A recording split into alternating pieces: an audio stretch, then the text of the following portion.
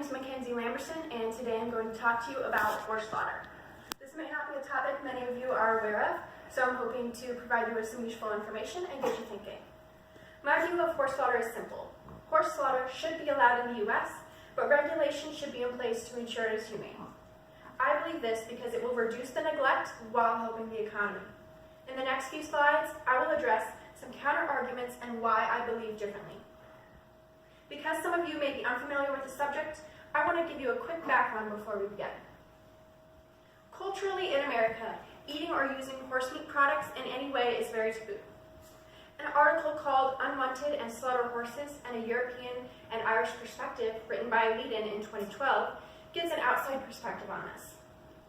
Horses are viewed as pets here, not food, whereas cows are viewed as food and not pets. They are animals all the same, but treated very differently in America. However, it is a normal practice in most other countries to eat horse meat. Think about it this way.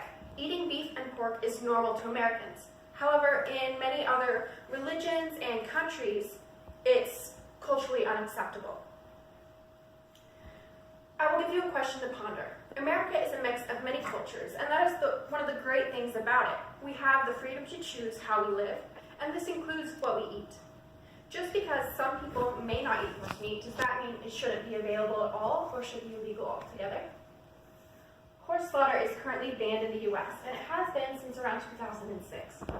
An article called Anti-Horse Slaughter Legislation, Bad for Horses, Bad for Society, written by Durfee in 2009, talks about how the legislation works. When we say banned, we mean banned indirectly. This is because slaughter plants must be inspected by the appropriate government agencies before they are allowed to operate. However, funding for the inspections was pulled, effectively banning horse slaughter. Horse slaughter facilities were allowed to pay for their own inspections for many years, but this is no longer the case. One of the counter-arguments for horse slaughter is that it is bad for the economy. This was asserted by a PDF put out by the Humane Society in 2012. They say that live horses need many services. They need veterinary care, they need food, water, a place to stay, and all of this supports businesses and the economy in general. Dead horses don't support any of these businesses. While I agree to this to an extent, my response to this is that in reality, the many alive, unwanted horses that would go to slaughter are not receiving these services. Their owners simply cannot afford them. And most owners have tried to sell their horses to someone who can, with no luck. Shelters are increasingly overrun with a population of unwanted horses, and especially so since the slaughter ban. Think of cats. There are so many, more than the amount of homes who want a cat, and more cats than shelters can care for. So because of this, the unwanted ones end up being put down or living neglected without the services they need to be properly cared for. The situation with horses is similar. Overbreeding has caused more horses than there are homes, and more horses than there is money to care for them.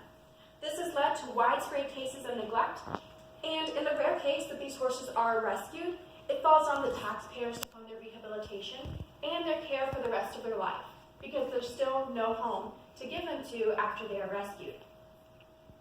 Additionally, an article called A Review of Economic Impacts of Horse Slaughter in the United States, written by Ford in 2014, states that worldwide, the export alone of horse meat adds up to about $500 million.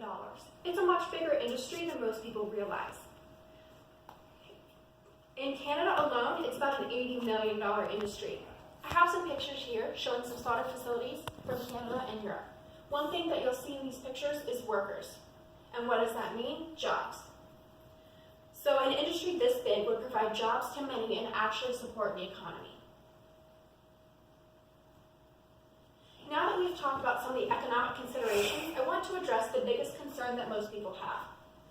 Many people argue that horse slaughter is inhumane, and I agree with them to an extent. An article called The Slaughter of Horses Goes On, Just Not in the U.S., written by Sulzberger in 2011, reports that because of the slaughter ban in America, many horses end up being slaughtered anyways. They are simply shipped across the border to Canada, or more commonly to Mexico, to be sold and slaughtered. The number of horses slaughtered a year has actually not been reduced in response to the ban. In these countries, we cannot regulate how the animals are treated during the slaughter process. For example, in Mexico, it has been common practice for horses to be repeatedly stabbed in the spine, to kill them, or simply just paralyze them for further processing. You can see here this horse is being hung to kill it, and that certainly constitutes more suffering than necessary. The whole slaughter experience, from transport to death, is often a barbaric experience that causes the animals a lot of pain, abuse, and suffering as they die. In many cases, the American slaughter ban has not prevented the slaughter of horses. It has simply ensured that they suffer significantly before they die. Additionally, as I spoke about briefly in the last slide, horses that are not sent across the border to be slaughtered end up being very neglected and abused. Rates of horse neglect have been rising as owners find they cannot afford their care, but no one will buy them because of overpopulation. Shelters are not an option because they are full and cannot take any more. There are reports of shelters having to decline up to 5 horses or more a day because they simply do not have the ability to care for them all. So this is why I believe horse slaughter should be allowed in America. Horses can be slaughtered humanely. We just need a system in place to do so. They have commonly been treated as cattle, but they actually react very differently than cattle, which has been a big part of their suffering. Most of you probably know who Temple Grandin is and what she has done for the cattle slaughter industry. She has put out many movies, papers, and books. One of her articles is called Making Slaughterhouses More Humane for Cattle, Pigs, and Sheep, and she published it in 2013. What we need is a Temple Grandin for horses.